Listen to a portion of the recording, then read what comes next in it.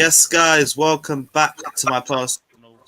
Right, let me change the mic quickly. There we go. Yes, guys, welcome back to my personal channel. Welcome back to another video for you guys today. As always, if you guys haven't done so already, hit the like button, smash the subscribe button, check the bell notification button as well to be the first guys to know whenever we release any new content.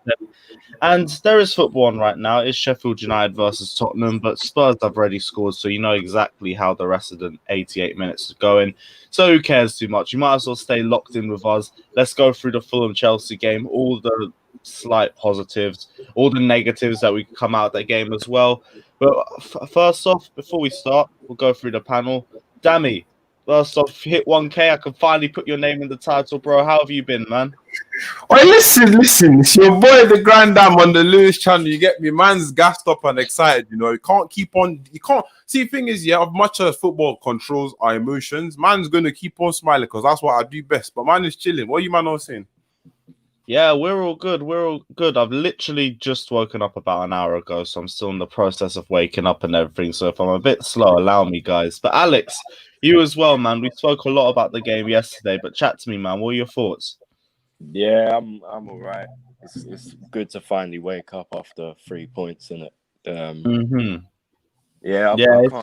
I can't say the game was enjoyable to watch. We made it hard work for ourselves, but to be honest, I didn't really expect much more than that. Yeah, I mean, we kind of knew it was going to be a bit more even than people expected it to be. And to be honest, I thought they were going to defend a lot more than they did. They gave us a real game for long periods of the match, especially when it was down to 10 versus 11. It didn't look like it was 10 v 11, especially the way we came out in the second half. First thing I want to look at and I want to point out is the lineup before we go any further. Now, there was obviously a few question marks when we originally saw it. We were thinking Rudiger starting, Jorginho starting. Also, where was Hudson-Odoi? In hindsight, before we not going into too much, because we'll go deep into player v player later on into the video. But coming off of the result now, what are your thoughts on the lineup anyway? Dammy, we'll start with you. I mean, looking at the lineup when the game started off, man was not pleased. Do you know what I mean? I saw that and I was not pleased. A lot of people would have brought up the silly argument of, okay, we want to rest them against Leicester. Come on. It's not like we've just played 5 games in the space of 10 days and we need players to rest. These men have been chilling for the past 2 weeks. Do you understand? You could argue Morecambe was a game, but come on. We wouldn't really put our foot on the gas like that anyway. So looking at this lineup, I was quite annoyed, especially when you consider the fact that Frank Lampard at the moment, stuff is all up in the air. Even your positivity merchants will tell you the exact same thing. So I saw that lineup and I was like, yo, that I'm not a big fan. But at the end of the day, they managed to get the 3 points, which, like I tweeted earlier on, it's a results-driven business, and that's what that matters at the end of the day. Yeah, and I mean, to be honest, we were already looking at this game thinking we shouldn't be questioning about the fact that we should be getting 3 points. And the fact that we're worried about it is speaking about how bad our form is in general. Yeah. But same way, there was some obvious players that should have been starting. And Alex, like we've spoken about hashtag Callum's life matters. We've spoken about how if he doesn't start, it's criminal. And he literally didn't start again and didn't come on for 15 minutes. Chat to me about your thoughts on the lineup, mate. You know what? Yeah, when I first saw it, I wasn't happy. I mean, you know, I actually started from the bottom of the lineup just to see if Hudson-Odoi was actually playing, and you know, so instantly I wasn't happy. You don't go up, right? And I wasn't too keen on Jorginho playing. I mean, you know, we were all shouting for Gilmour to get a game. I thought this game would have been perfect for him, to be honest. He just moves the ball a lot quicker. You know what sort of football Fulham are going to play. It's going to be low block, and they're going to try and hit us on the counter. You know, I just think Gilmour, he would have been the perfect player. He would have had those more incisive passes that Jorginho, as much as we love him for, isn't been doing it much recently. He keeps his head down way too much compared to what he used to.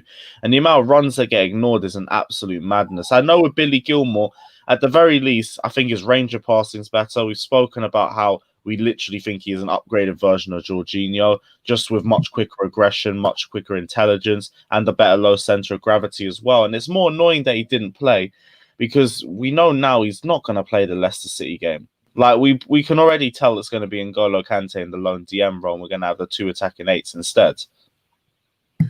Yeah, Thing well, is, exactly. And go on, fam, go on.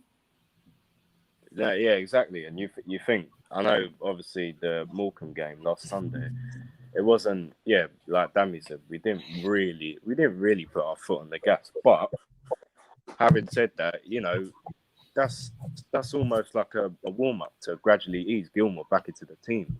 We know when he came back, he was obviously given the Krasnodar game, and you know, just since he's been injured and whatnot, I just think yesterday would have been the perfect game. I mean, Jorginho was giving away some really cheap fouls, and I'm just thinking, if that's Gilmour in there, he's not going to do that because he has the know-how, he has the physicality, and he also has a lot more speed than Jorginho to actually cover. And you know, finally, I was a bit surprised with Rudiger starting. I thought if anyone was to be given a rest, it would probably be Thiago.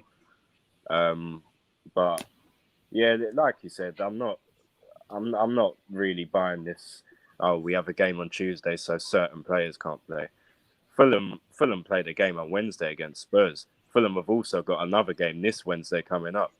That is 3 games in a week. You know, before yesterday we hadn't played since Morecambe, and let's be honest, it wasn't really a test, was it? So these players have been chilling. So I'm really not buying this.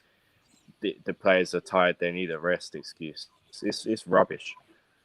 I agree with you when you say the players don't need a rest, definitely. But this Gilmour thing, once again, like I keep telling people, for me, as much as I love Gilmour, I mean the Gilmour trade, the whole train and everything, even before Lampard signed for Chelsea, I've been known about him. Do you know what I mean? At the end of the day, yesterday we were jacked from the very beginning because regardless of who we put in that midfield, we're going to get absolutely overrun. Gilmour would have probably done a better job than Jorginho, that's for sure, 100%, because he's a lot snappier with his passing. He's always trying to do more creative stuff. It's not always just like sideways, and then try and pass the ball over the back line. But he would have definitely got a bit more passes in. But did you see Fulham's midfield? Those men were bulky, you know what I mean? Those men were massive and there were absolute units in them.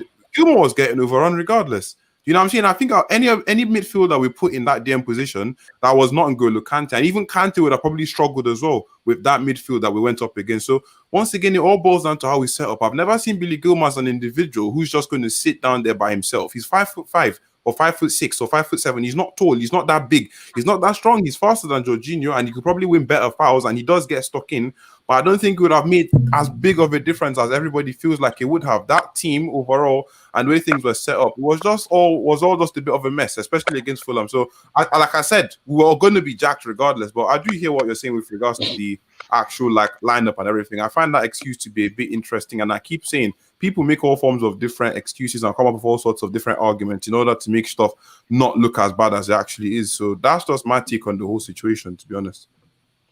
Yeah, I mean, I do agree on the fact that Billy Gilmour might have struggled with the same issues that Jorginho would have struggled with, but I do also think he would have handled them a little bit better as well.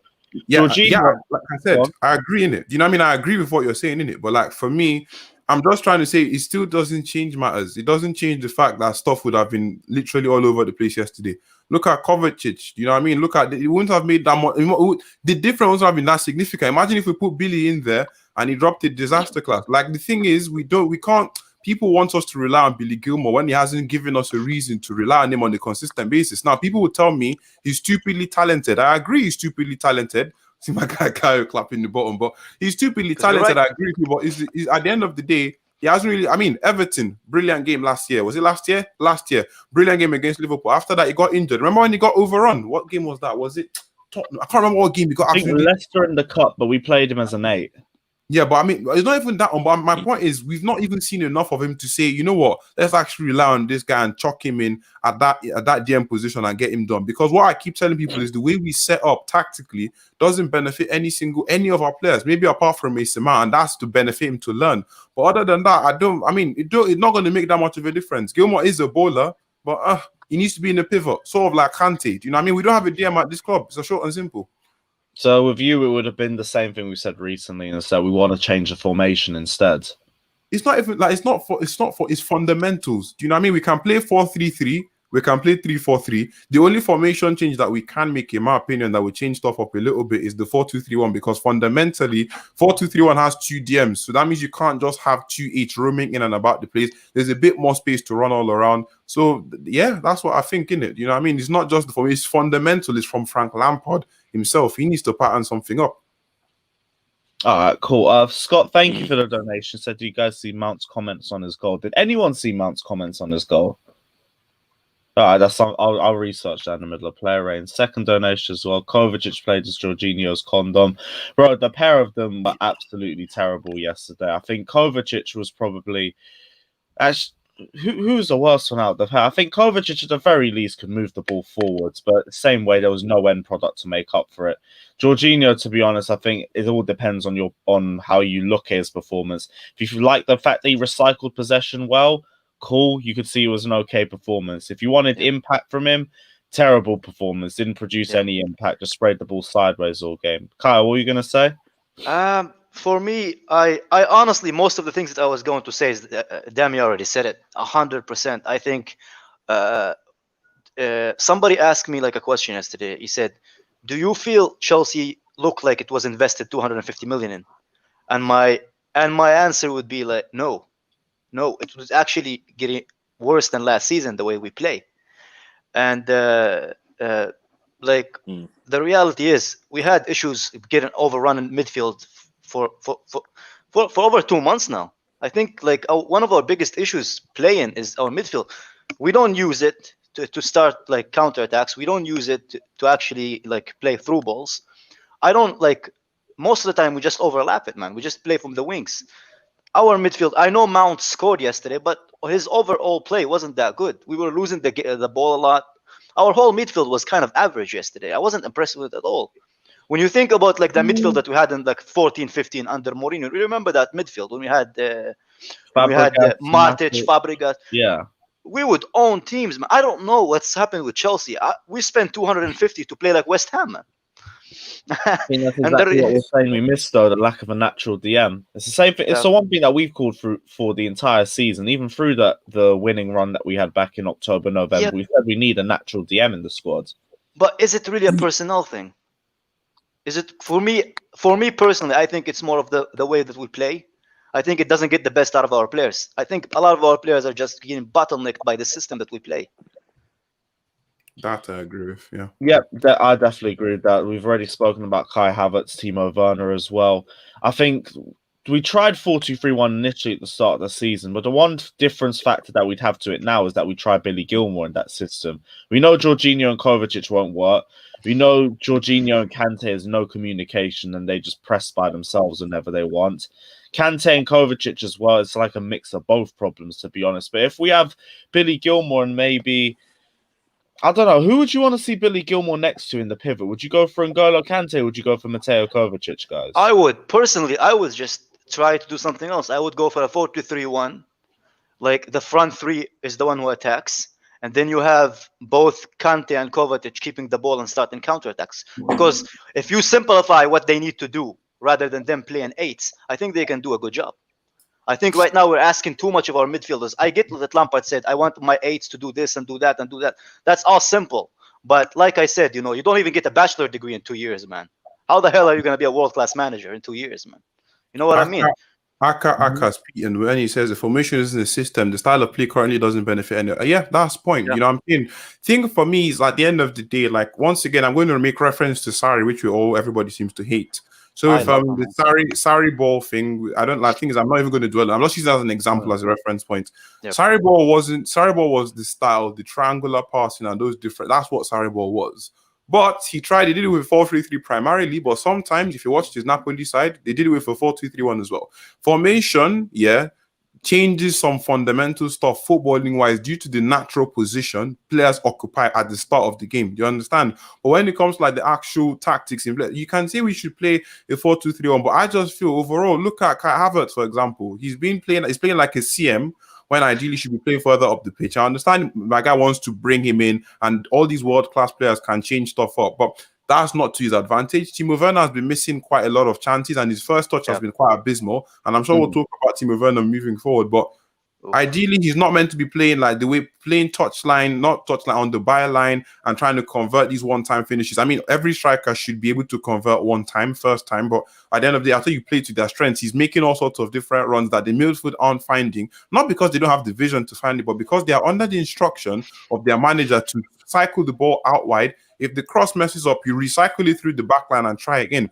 Kovacic, a lot of people are talking about Kovacic and him not playing too well. I agree he's not playing too well, but at the end of the day, look at what my guy is doing. That's not like what he's used for. This man is being told to pass the ball, and he's never been a system player. Look at Kovacic last year. There's a reason why he was the best player last year, because there was no system to lock him down. He could do what he needed to do when he needed to do it as well. But this year, he's been forced out wide to play with the fullback and the winger as well. It doesn't make too much sense.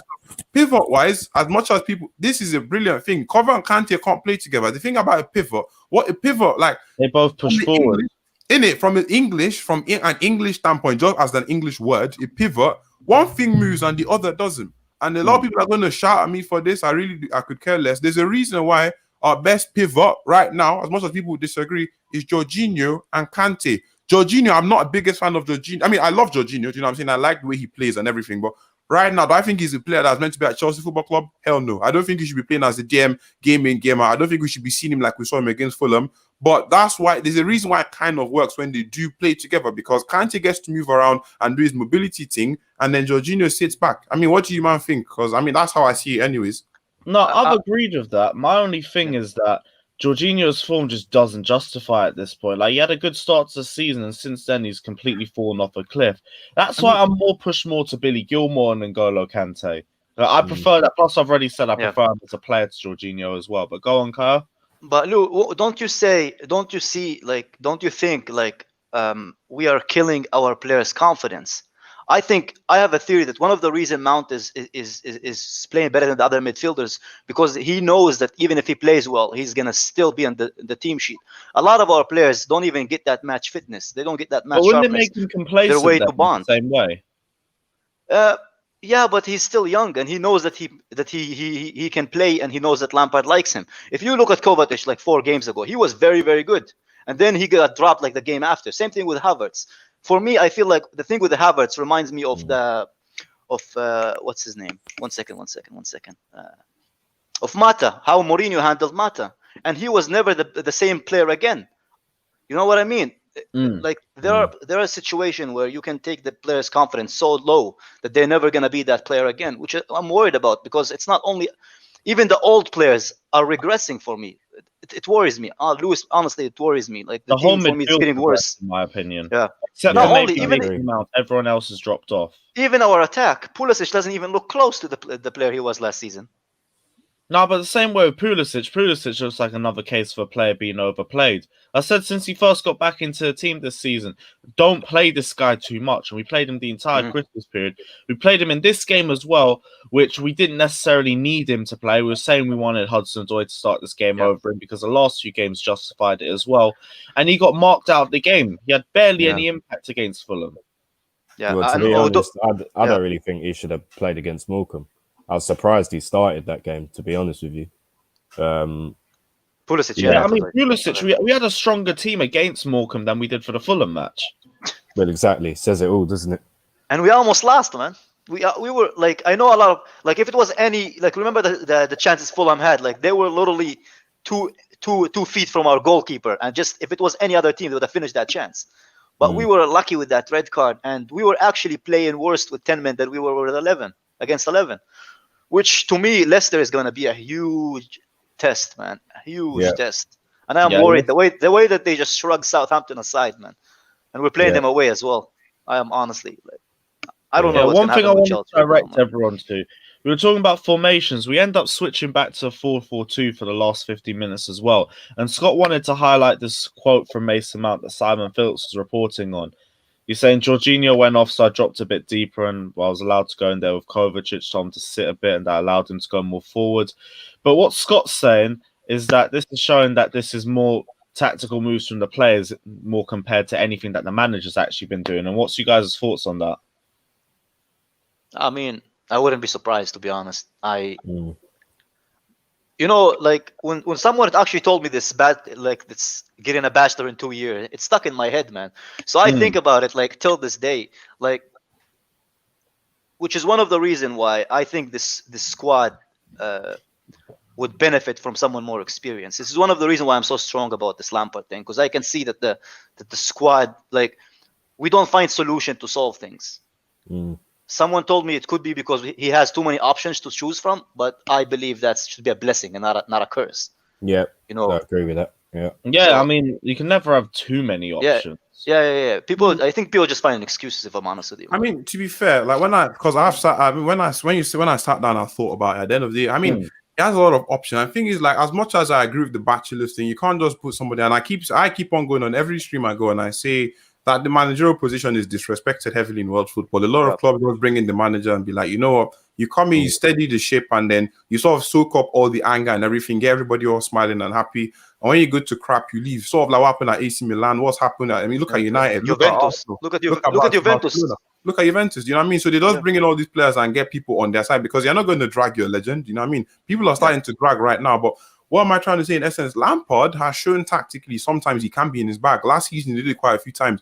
Did it against Ajax, you know what I'm saying? Did it against other teams. So he has been showing glimmers, but this season, I don't know what's really happened. Do you know what I mean? This season, it was almost, it almost feels like last season, it was because the players were on it and they were like, you know what? They have something to prove. I feel like last season, a lot of people seem to underrate our squad massively because Eden Hazard left. They keep forgetting. Obviously, I'm not going to say that Eden Hazard not leaving was not detrimental to our squad, but we had Pulisic come in. Yeah, I know it was his first season. We had Pulisic come in. We had Kovacic here on the permanent. We had Reece James, massive upgrade. Mason Mount was a good upgrade as well. Tammy Abraham came in. These man, had something to prove. So they're going to play at the best of their ability. This year, things are all over the shop. Do you know what I mean? Things are all over the shop. And people will tell me, like, oh, we need to give him a bit more time to implement this process. And the same people that tell me that will also tell me we don't have a preseason to implement. So my question to you is, why would you implement a brand new system when you didn't have time to implement it in the first place? Are you expecting players that were used to something last year to get used to this? I mean, Alex, do you agree with what I'm saying? What are you saying, my guy? 100%. And another thing, going back to that point, is obviously, you know, I've heard a few people saying about getting Declan Rice and stuff and a couple of other players. People already complaining about chilling, People already complaining about how we're not, or people don't want to give him time with the players he has because he's brought reinforcements in during this summer window. So then if you're going to bring more players in, then he's going to need even more time. Yep. Do you know what I mean? It's like, you give him more players, you're giving him more of a vote of confidence as well. That means there's more time that he's going to have at the job. Yeah. But it's like, people, it goes back to this thing of, you know, people are sitting there saying, oh, maybe he has too many options. This time last season, we were saying, especially in some of the attacking options, oh, next season we need more reinforcements. You know, we don't have that many attacking options. So, you know, the excuse, it just goes from one extreme to the other. He doesn't have enough options. Now he has enough options, and it's a headache. Well, like Dammy was saying, if anything, that's a blessing rather than a curse. Yeah.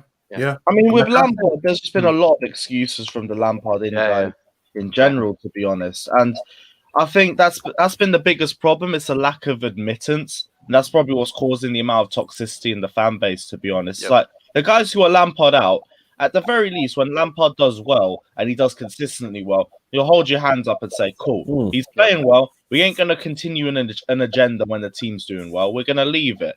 But even at that point, they're also going in your head. It's like, yeah, where's all the Lampard out fanboys now? And then when I heard that yesterday, man. After we beat Fulham with 10 men, man, as well. Like, where are the Lampard out boys now? It's like, bro, we beat 10 men Fulham. You know what I mean?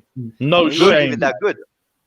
I'm telling you. Tweets, I pissed it. You know what I mean? Yeah, a massive pissed it. But for me, at the end of the day, people like to act. If you lose, you can draw positives, but if you win, you can't draw negatives. What's wrong with you? Yeah. Football doesn't mean win equals happy and lose equal. That's not how it runs. I keep bringing references to that United game we lost 4-1. Was it 4-0 at the start of 4-0? We didn't even score. That was a beautiful performance, cuz. You know what I mean? That was a good performance. There was energy in that performance. Fantastic. Look at us against Fulham. With all the big money we spent, everything, people would tell me the excuses. I'm thinking they're always excuses. They tell me Fulham, okay, these Fulham side, they've recently only conceded 3 goals in 6 games. I said that myself. You know what I mean? I said that as well. I was like, oh, I know that, and they've been playing quite well. But the difference is your squad is supposed to be playing to keep you in check. We have so many more. The board took a massive gamble and said, you know what? This is Rona season. I know we didn't spend money last year, but we're going to give you this chance. We're going to get all these brand new shiny players, and we're going to back you with these lot. I know we're not expecting all of them to pop off immediately. I said Havertz wasn't going to pop off immediately. I said Mendy was an automatic upgrade. Chilwell kind of been suspect recently. Not going to get too much into that, but he's an upgrade on Alonso. Thiago Silva was an upgrade on Rudiger. So those 3, you don't need to chat to me about them, man. Ziyech, Werner, Havertz, I understand. But people are acting like because these men are not performing, Chelsea aren't performing. So what happened to Tammy Abraham, who was scoring a truckload of goals last year? Why are you playing him a bit more? Or what happened to Pulisic, who was playing quite well at some point? Why are all these men going? Why about Callum Hudson-Odoi? We have players. We talked about depth at the start of the season. So why is the narrative constantly changing? Do you know what I mean? Yeah. So when I keep telling people, if Chelsea go on the 10-match unbeaten streak, on the 10-match unbeaten streak, I'm going to be happy because I tell people tell me I'm on here to spark negativity for views. None of my videos, where I've ever been negative have done well. You can go check. Anything where I'm positive is 60, 70, 80k views. Anything that's negative. You've literally been on YouTube for under a month. Like, we can't. Do you know what I'm saying? And it's not even just YouTube, it's Twitter as well. Do you know what I'm saying? So people are out there trying to drag, and I'm just like, I don't gain anything from that. I don't gain anything. See, if I'm right, it makes me look better, but I'd rather be wrong and my football club be more successful. Lewis, we've been on streams and I've said all this.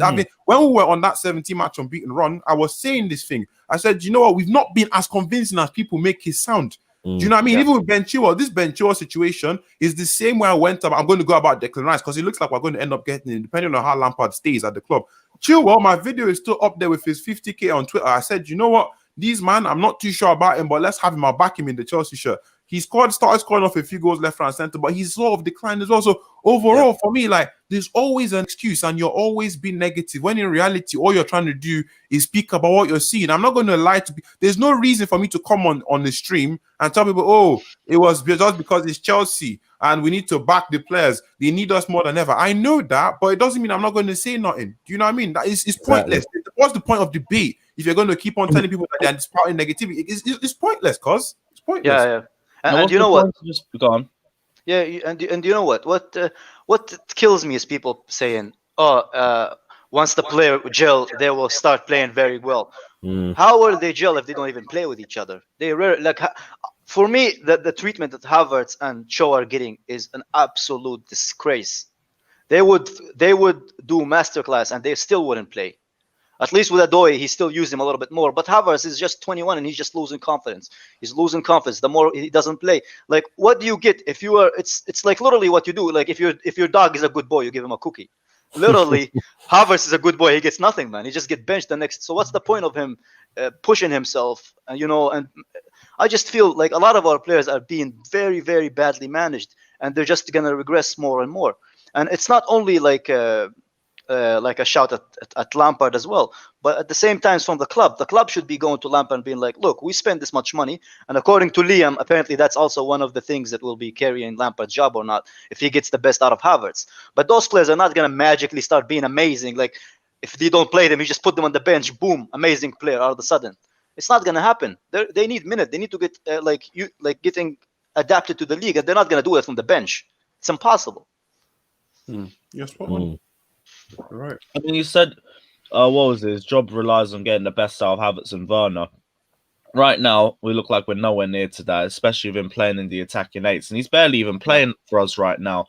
I hope he plays against Leicester City, but I actually wouldn't even be surprised if he doesn't. I could clearly see N'Golo Kante, Mason Mount, Mateo Kovacic midfield free for the Leicester City game. Exactly what I think it'll be. That is exactly. And it's going to be the exact same lineup. He's just going to switch Werner in there. I don't understand why he plays Werner against the tougher teams, and against the weaker team he plays Giroud. He's just going to F up his confidence altogether. But again, for me, I'm also running, like, I love Werner. I want him to do well, but I'm running out of excuses for him as well. Yeah, with Havertz, my biggest issue for me is Havertz, because I think this guy is very, very talented, and we are killing his confidence for me. And it's going to be like the Mata situation, where he's never going to be the same player again. And I mean, it's painful to watch, man. But that's why it boils down. Like I keep saying, I understand. My thing is I think I need to actually sit down and make like a web map, and connect all these, because there's always, if you think about all these excuses, Havertz did XYZ, so why didn't Lampard do it like this? Oh, because you had Werner. Okay, you had Werner, so why is he playing? Do you get I'm coming from? There are always all sorts of different excuses and intertwined and excuses. Like, thing is, some people have been dragged on stream, you know what I'm saying? Because they can't back their points. That's how stuff has been unfolding recently. It's mad. Do you know what I'm saying? So for me, once again, I thrive in positivity. I'm not gonna sit down here and get people. Look at how many people are watching. Maybe 100 and 150. I don't know how many people are watching, but these people are watching. You want like and subscribe. In it, like and subscribe. But the thing is, are you really going to sit? Am I going to sit down here and waffle down the camera and be like, oh, everything is going to be okay? When in reality, like, there's not. Like, it's not with Klopp. If Klopp goes on a 7-match unbeaten, or like beating, like they are messing about, at least you know what you're looking forward to with Lampard. We're really just all hoping for the best, which I am. I 100% am. But right now, we have regressed. That's what I keep telling people. People tell me it's a freak season. I know it's a freak season. We were expecting a freak season. Everybody was expecting. Rona is the thing, but the difference is our standards are different because we spent more money than anybody this transfer window. You understand? That's all we were getting gassed about before the start of the season. You know how much money we spent and everything like that. And it's like, oh, now we need players to gel. Yeah, we knew that, but how long are we going to use it before it becomes just a massive excuse? And the thing is, when people say we need players to gel, say we need players to gel, why would you want them to gel in a brand new system when they've not had time to play together? That's a question I've been asking people. How will they gel though? You know what I mean? My thing is, last year they played 4-2-3-1 and they got that almost in the bag. They were still working on it. Remember that expansive football we were playing was beautiful. Do you know what I'm saying? At the start of, like, it was beautiful. And then we come in and we swap things out and everybody is not playing in the ideal position. I'm like, what's going on? Do you get me? Remember we were saying that all of our signings were meant to be just filling in the holes that we had for last season. So the thing is, we had no left. Can you imagine that 4-2-3-1? Goalkeeper. Imagine that 4-2-3-1 from last year where Alonso and Emerson were slacking. Put Chilwell there. That's some pace on that left-hand side. Take out the AM and put Havertz. That's more threaded passes in between. Put Werner in there, and that's a striker that can actually change everything. Exactly, like small changes. Exactly. Their argument, and the thing is, that's why you look at counter argument. The counter argument is, we tried it at some point in the season last year. This man was switching formations like his boxers, cause man will go from 4-2-3-1 to 4-3-3 to 3-4-3. So what we're talking about was experimenting, and this is what the conclusion was. I think we played our best football at 4-2-3-1 last year. But my thing with this 4-3-3 right now, I think I like the idea of 4-3-3. But the way we're going about it is shocking. I didn't think we were going to play 4-3-3 and cross and inshallah. I thought we were going to do something a bit more expansive and replicate what we were doing with the 4-2-3-1, and we're not doing that. It's shocking, man. So my thing, go on. No, go ahead. I'll just. And my thing is like, so if that's the case at hand, then we need to pattern up because Lampard is clearly not implementing stuff in the bestest of ways, and it's almost like he's relying on the players to be on form always, when in reality, everybody was talking about mentality. The players have top mentality. Didn't Lampard sign these players because of their mentality? And now look at how stuff have gone into a rot. It's not, this man didn't play yesterday like the manager was under pressure, which he clearly is. I'm confused. People drag other players and drag them for XYZ. We drag Jorginho all the time. Look at Newman, fam. You know Newman on Twitter. I'm sure I don't know if you guys know who Newman is. Look at the way Chelsea are shaped. That thing, even Makalele would struggle. So my overall thing is the way we set up doesn't help people in the first place. And despite that, the players themselves also need to pattern up. The players need to play a bit better. But overall, it's just a crap fest. It's honestly a crap fest. And you know what it is. For me, people say, "Oh, you guys can't expect us to win the league." I've never ever said that I expect us to win the league, but I expect us to compete with the top 4, not with the top fucking 7 or 8. I don't compete like nobody. Not even in my worst scenario have I thought that Chelsea would be fighting for 7th, 8th, or 9th this season. I don't think that those teams the teams that are above us have better squads than us. See that? See that? Can you see that? If Gilmour is in that situation, what's he doing? Go on. What's Gilmour doing there? What's Kante doing there? What's Makelele doing there? What's Kimmich doing there? Come on, what do you do? No, can you see the guy on the ball? We're not organized. We're not organized in attack at all. This is the exact same thing I remember us complaining about from specifically the Southampton game, the 3-3 draw, because the gaps in between the attack and the midfield were an absolute joke in that game as well. And the weird thing is, we have completely regressed our transitioning from then till now. I'm not going to say it's been a consistent problem throughout the season, because in our beaten run, we didn't have issues transitioning, but we've regressed. We've gone all the way back to having the same sort of problems where we continue to get overloaded in the midfield because we overcommit players. I don't even remember the last time we had a good counter-attack goal. When was the last time we had a counter-attack goal? And that's the thing. So I'm saying, what is Dami even saying about Makelele would suffer? My point is, all our top players now they don't look world class anymore. Come on, does Kante look world class to you? He has been at points in the season, definitely he has been. But do they look consistently world class like they've been before? No. Werner doesn't look world class anymore. Havertz, I knew he was going to. I knew we were going to adjust. But I didn't think it was going to be that bad. That's the point I'm trying to get at. Everybody has regressed. And why is that happening? Why would you get 3 different attackers that all 3 happen to just regress? That's not how it always works. Even one of the best midfielders in the league, and we're gone. Now, we thought we had the best depth, and now the depth conversation has left the chat. Come on, come on. I think you know what I think. I think it's not even the results that will cost Lampard his job. It's just the way that the team plays. I think we don't look like we have elite players. Like I said, like we're more similar to West Ham in the way we play than we are to a Man City or a Liverpool, which is scary because last season we played much better football. So with for worse players as well. Yeah, with worse players as well. So for me, it's just it's scary and alarming to the point that the board. I think the reason the board are not acting is because who the manager is. I think they're like you saw, like the shed have had like a new like kind of a logo or whatever, a banner. And Frank we trust. So I think the board are going to be a little bit lenient, but are they going to be that lenient to the fact that we're gonna? Because I don't know if you saw this. There was a prediction thing that they did, and like based on the form that we have through the whole season, they're predicting us to finish 5th or 6th.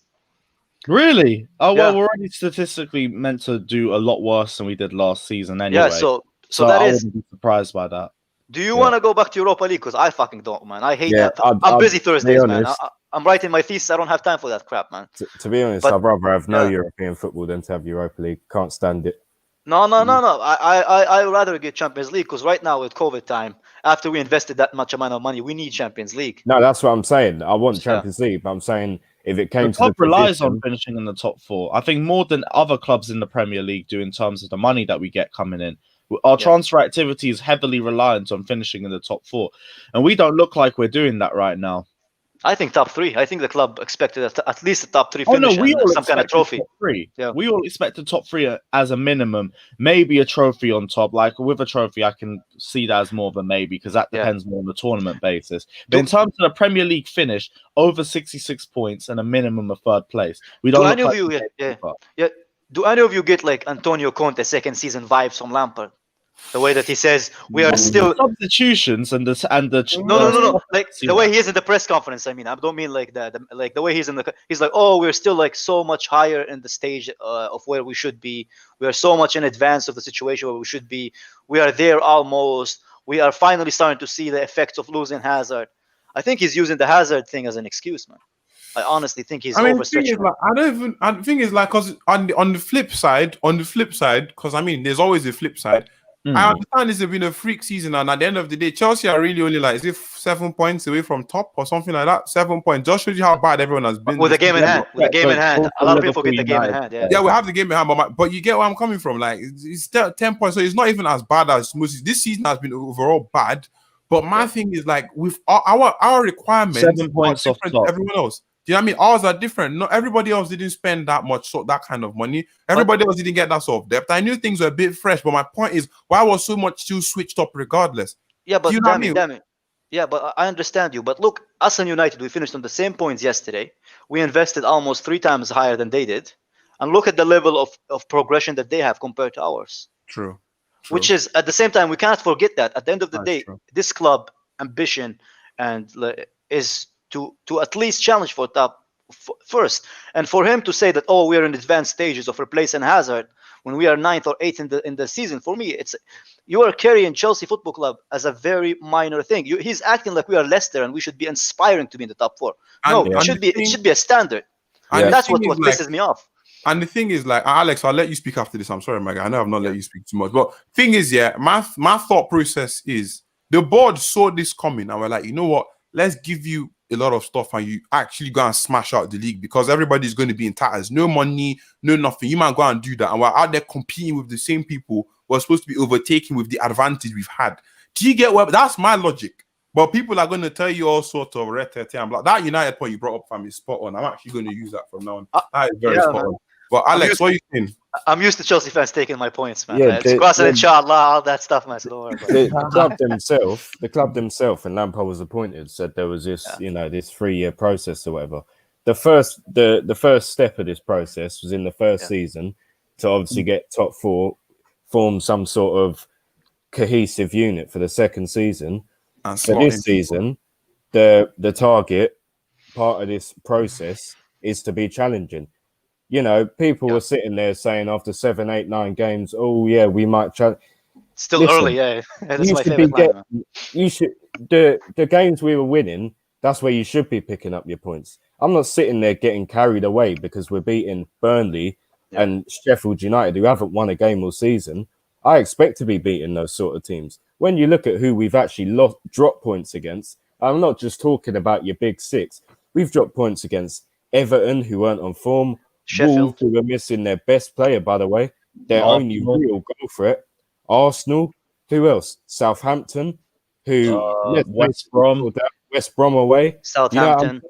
It's like, and obviously our record against the big 6 teams this season has been poor. But not even the Big 10. Against the Big 10, not even the Big 6. Yeah. Big 10, but then Big 6 alone, that wouldn't so much bother me if we were beating a few more teams above us and we were picking up points against the likes of West Brom and what have you. We're not. We're now sitting here saying, oh, are we going to beat this team? Are we going to beat this team? All these teams above us. This to me is not a team that's going to challenge. If we're sitting here saying, I don't know if we're going to beat this Everton team. I don't know if we're going to beat Look Leicester. how worried we were for Fulham. And it's Fulham. Yeah. Well, that's what I'm saying.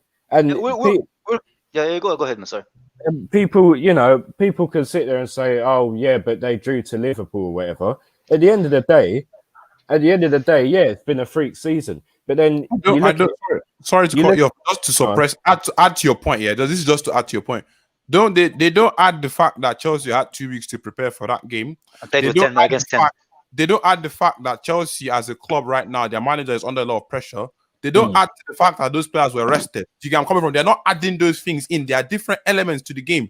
Liverpool right now, they are different. Liverpool have been COVID-stricken. They've been injury-stricken. You understand? Yeah.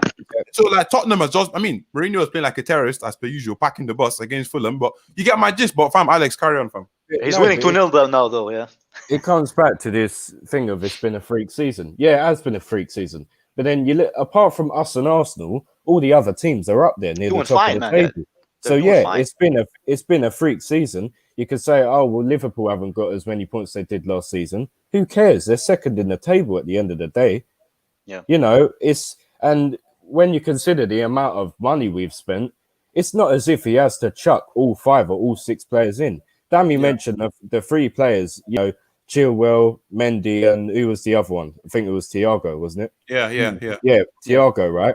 That's 3 who you're going to look at most and go, yeah, they're definitely starting. You don't have to play Ziyech, Havertz, and Werner all together. No one's saying that. Yeah. You don't have to. Yeah, you want the likes of Werner to start because we know what he can do. Yeah. But you don't have to start all 3 of them at once. You've got players who are playing last season. Granted, they didn't have the best of squads, but it's not building onto a squad when you just suddenly replace these players. Building onto a squad for me means you include most of the players last season and you add in a couple of reinforcements here and there. It doesn't mean you chuck 4 or 5 players out from the team last season and replace them. That's not building on, that's replacing. And here's the thing, we spoke about how everyone else has been dropping this season, but if we were talking about how strong the team was going into the season, that should all be that's all missed opportunities from our point of view. We've had so many chances where we could have climbed up on the table, got closer to Liverpool, got close to Man City. We said plenty of times, if we had beaten Arsenal and we had beaten Aston Villa, we would have been a point off the Premier League champions by that point. No one would be saying it's a terrible season by then. It's a space of 2 results, but we've been that bad throughout the Christmas period. And we all said that that December period as well was going to separate who was serious title contenders from who was just joke men. Manchester United, we said that. Look at this. He wasn't out of the depth when we're celebrating the 4-0 win at Sevilla. See, that's why people just come on and start. Sevilla's B team. Listen, comments like this really piss me off because I've been saying. Can I say it? We played 4-2-3-1 in that game as well, you know. So I've had my doubts about this team, even when we are beat. Even when we are picking up results in October, November. So don't sit here and tell me we were all celebrating because not all of us were. I wasn't, man. I wasn't. And the thing is, after that game, I did go. It's all there. The thing is, that's why I don't delete stuff. Do you know what I mean? If I miss, I miss. If I get it, I get it. I don't delete nothing. I said, you know what? That was a Giroud masterclass for starters. Sevilla are missing 2 of their starting centre backs. So that's the equivalent of them lining up with Rudiger and Christensen instead of Thiago and Zuma. What are you talking about? Fam, it's a hard task to finish after spending 2 when Werner misses 1-on-1. I get that. If Werner is not performing, you take him out.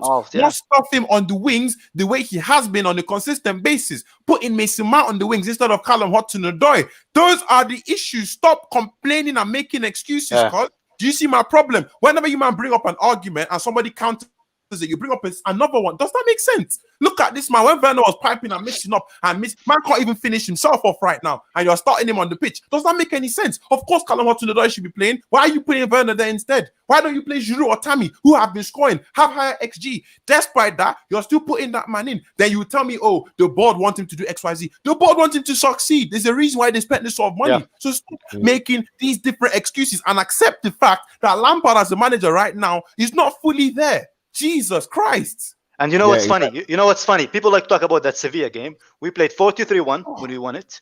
Jorginho in midfield. Mount didn't play, and we won 4-0. So all your little Lampard knows what he's doing agenda. He plays 4-3-3 now. It's failing. He doesn't want to go back to 4-3-1. It didn't have his favorite player that he plays every time, which is Mount. And we still won that game 4-2-0. That, to me, that shows more of the fact that he is stubborn than the fact that he's a master Mount. You know what I mean? The thing is, I'm not even here. I'm not even trying to draw for Lampard because once again, I've seen him do stuff in the past. Thing is, I'm not going to say he's completely out of his depth because he's done stuff in the past that have shown to me that he can know what he's doing at times. Do you know what I mean? Some substitutions in the past, doing blah blah blah blah blah, and I was like, yeah, you know what? At the end of the day, that's kind of calm. But for me, if you look at how things have been unfolding right now, oh, was it not you that were screaming for Werner to start a central striker? Yes, but when you take him off, you take him off, cause look at how we're playing football. I don't claim to be a B license holder, but my thing with when it comes to talking football, if you can't give me an actual proper reason as to why I'm wrong, then shift off. You can't just tell me, oh, didn't you just say that? I said we play Werner down the middle. But Werner, look at how you played at Leipzig. Did you watch him at Leipzig? I used to watch German football. Werner, every single goal he scored for Chelsea this year, he's had some space, number one, and he's had a few more touches than that. Everything he's missing right now. Through balls. We don't even play through balls. If we play through balls to Werner, utilizing his pace, then we can do more. But we don't do that. So that's I always say the same thing, man. Performances. He's actually been a bit better the last few games, to be honest. I don't understand what that's all about. Playing on merit, he's been better than Kovacic over the last few games. He's been better than another thing is, how will you know if someone is better if you don't see them on the pitch? What are you talking about? Well, exactly. It's guessing. Exactly. Moving on. I'm not even looking at the comment. If I'm on private comment, fam, I'm not looking at comments again. Keep on going, fam. Yeah, calm. We'll leave that. If anything, to be honest, we were meant to start doing player rated. So, and to be fair, before I finish off, like I keep saying, I'm not even asking for Lampard to be sacked right now. Some people want him to be sacked. I respect everyone's opinion. I'm not asking for him to be sacked right now, but I'm not going to sit down here and act like things are all rosy and we should keep on hoping for the best. I'm never going to do that. I'm sorry. I know what supporting the club, you need to support through good and bad times. I understand that. But just because you're supporting through bad times, if I wasn't supporting through bad times, I'd be Lampard out, which I am not. Do you understand? Despite us playing the way we're playing, I still go and watch each and every single one of those games. So what are you people talking about? I want him to succeed, but right now I'm not going to sit down here and act like, oh, we shouldn't talk about XYZ, because the reason why I'm here is because I'm actually trying to talk about the whole game. I'm not going to sit down here and be all of us be rubbing our bellies and drinking Stellas and talking about, oh, yes, up the chair. I'm not going to do that, cause I ain't going to do that. Give him to the end of the season, because for me personally, I don't want us to bring in a new manager that will mess up the whole flow, the flow that is there, because I just don't feel like it makes too much sense. Lampard in for now to the end of the season, but if he's not patterned by the end of the season, Daddy Roman, you do what you want, cuz. You do what you want. Don't tell me how to talk, cuz. What flow though, damn you? There is no flow. We're actually getting worse every week. That's why I said flow. You get me? That's why, because the thing is, bringing managers in before, if you bring managers in before, there was a spine. We lack a spine right now. I don't know. The thing is, the whole essence is, what if you bring a manager? The thing is, just give him to the end of the season. Let him do what he needs to do to the end of the season for me. Because if you're bringing in a new manager now and they don't make top 4, what's the point? What was the point? What's the example? I honestly think a new manager would get us top 4. Who would you bring? One of our biggest issues right now is the fact that we cannot organize a midfield. We cannot organize counterattacks. We're basically, I think, like you said, you guys are underestimating like how much a good manager can do. Either you forgot what a good manager can do in the last 2 years, but I'm telling you, if we got a Nagelsmann or even a Tuchel at this club right now, by the end of the season, we'll get top 4. But if we keep hoping and praying to Allah or Jesus or whoever you believe in that things are going to get better, they won't. It's like being in a relationship with a girl who constantly cheats on you and be like, she will change one day, but she keep doing it over and over again. Because Lampard isn't changing. What gives you the fact thinking that he's going to change now? He doesn't care about us. He just finds excuses. Like, look at this. This man is saying they keep blaming Frank while players are missing one-on-ones. I hear that. But at the end of the day, Fulham are missing one-on-ones too. Wolves are missing one-on-ones. Arsenal are missing one-on-ones. Our opponents miss one-on-ones. People miss one-on-ones, cause everybody does. Bro, we've done it for years. We've been doing it. What do you mean? That's how football operates, cause you don't tell. Look at when we played against United and we lost 4-0. Were we missing chances then? And then United were clinical. We need to be more clinical on the thing, and I blame the players as well. And I've been saying that throughout the entire stream. So I'm blaming the player, but Frank as well needs to take more blame than you people are making it sound. You people are like, Frank can't do no wrong. That's not how it is, because that's not what it looks like. Well, if somebody's messing about, the Lampard in-law are just massively oppressive. And you know what the problem is? You know what kills me? Yeah, and you know what kills me? If we do get a good manager and he does turn it around, they will say, oh, it's because we didn't give Lampard more time. People just nowadays, they cannot admit that they are wrong. They just want to ride the wave until the end of the day, until it's too late, and then says, oh, if we only give him more time, it would have been better. But it's the same. Like, imagine if we kept Mourinho, right? And Lewis, you know how much I fucking love Mourinho, man. If we kept the guy until we kept supporting him when he was failing, we might have finished 15th, man. I know we finished 10th, but we were going down road, man. Hazard would have left if we kept Mourinho. So sometimes, as a club, you need to put that little touchy love aside and be like, okay, things are going into crap. We need to act now before we're gonna like lose everything that we were working for the last 2 years. I don't think Chelsea's a Europa League team. I don't think we have a Europa League squad. So why should we accept the worst just because we have somebody who... Sometimes you have to make a breakup in order for things to go better for you. Sometimes there has to be a breakup, even if we don't want to do it. Yeah, fact is, trust the process basically also means as well you need to hit your targets consistently. Yep. Right now, we don't look like we're hitting our targets. Alex, trust the process is a phrase that actually originated from basketball, right? People brought it into football. Yeah, trust the process, right, is a series of steps in order to achieve something in particular. Saying trust the process when you don't know what it is just stupid. You're saying trust the process. I've had about 50 people tell me in the last couple of weeks, trust the process. They don't even know what the process is. Does this process entail dropping players who are on form as a mirroring? Oh, but players only play because they're on form. Well, then why isn't Hudson-Odoi starting? Oh, but it's not his fault if Werner misses chances. No, but it's his fault if you keep picking him and you've got the likes of Giroud and Tammy who are actually scoring goals on the bench. It is also his fault that when he first had Werner was scoring goals for fun, but he fucked up his confidence. He played him on the wing when he was uncomfortable with it. You could clearly see that the player's body language was crap. He didn't want to play it, and now we have a shell of the player that we had in the beginning of the season. Why? Because Lampard mismanaged him. And people can be like, oh, this and that, but the reality is he mismanaged Havertz and he mismanaged Werner. In the beginning of the season, we saw the players that we paid for, and now we're getting a shell of those because of mismanagement. And all the Lampard can support this crap all they want, but the reality shows the players we had, the players that we bought is the player we got at the beginning of the season are the shells of the players that we have now.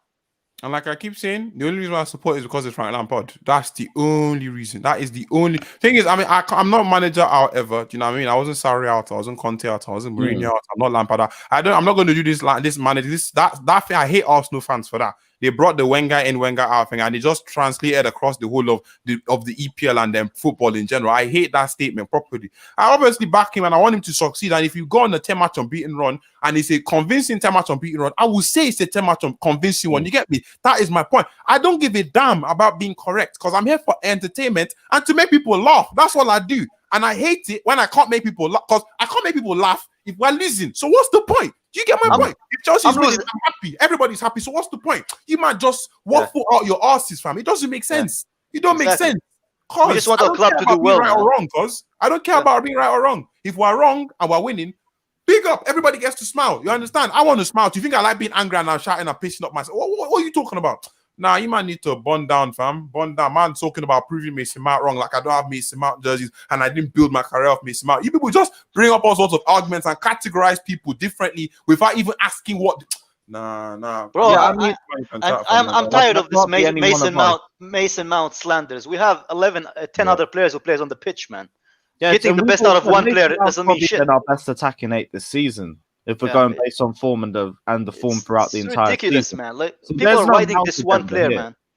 Yeah, people are just riding this one player, man. Whenever the other 10 are, I don't care about one player. We should care about our 11 doing well, not one player doing well. That like Mason Mount is like the standing example of everyone who is Lampard in, and everyone who hates Mason Mount is really just Frank Lampard out. But that's not really the case. We've seen Mason Mount's growth this season. We know what he can bring to the table. We know he's a quality player. If anything, out of all the midfielders that we've had so far, he's the only one that hasn't regressed this season. Kovacic has regressed, Jorginho, Kante all regressed. Gilmour as well, but he's like barely played, so I'm barely even including him. I have a reason for that. It's because he plays no matter what. Kovacic could have like 3 or 4 games. You remember, like before we had this run, right? He was playing well, and he was still benched. He was benched even if we have like a man of the match performance, he get benched. How can player gain their confidence if every time they do something well? Again, I'm going back to this good dog, bad dog treat thing. If you don't give somebody a reward for doing well, they're not going to do well because it doesn't mean shit. They know they're going to be dropped the next. Same thing with Havertz. It's part of man management. Yeah, if you have done any part of management, that's the part of the last few games as well. And he hasn't been dropped, and his performances have been poor too. Same thing with N'Golo Kante. His performances fell off a cliff over the Christmas period. He's been playing regularly as well. The only reason he didn't play yesterday was because he was suspended. Yeah, but we don't play our players as much. Like if you want something to work, you have to keep persistent on it. You can't just every time they do good or bad, just drop them and just have different treatment for others. Odoi has been amazing every time he came off the bench, but Lampard still finds that excuse. Oh, I was really wanting to play him. So why didn't you? Why didn't you play him? If every time you tell us the same effing excuse. He told us tomorrow had a long-term future as well, remember? After giving him a buyback clause of 26 fucking million, man. He also 26 million as well. He also told us that he lies too much, man. He also told us players would be picked on merit. Well, they're not picked on merit, are they? No, Hudson-Odoi, Gilmour. BS, man. Who else? There was another one on the top of my head. Hudson-Odoi, Gilmour. To be honest, see what I mean? Third names come off my head. I can't remember. Nash 15. I saw Dami on the stream that Dami was on yesterday. That certain fans were saying Mount is a squad player, not a starter. Do you think Mount isn't good enough to start for us? I never said that. You see what I mean? So that's what people on the stream were saying, and I obviously was talking about.